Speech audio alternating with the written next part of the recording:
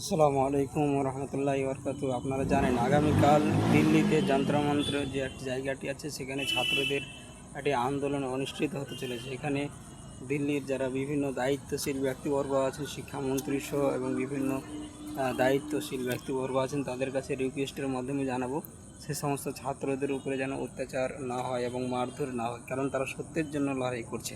তাই সত্যতার পিছনে বা সত্যতার সঙ্গে আপনাদের প্রত্যেককে সহযোগিতা করতে হবে। এছাড়াও দিল্লি পুলিশদের কাছে এবং সেনাবাহিনীদের কাছে বলবো যে আমাদের ভারতবর্ষে একটা দেশ যেখানে গণতন্ত্র দেশ, এখানে ইউপিএসসি এর জন্য একবার নয় বহুবার এই পেপার লিক হয়েছে। তার সূত্রে কত ছাত্র এবং ছাত্রী তারা প্রাণ হত্যা করেছে।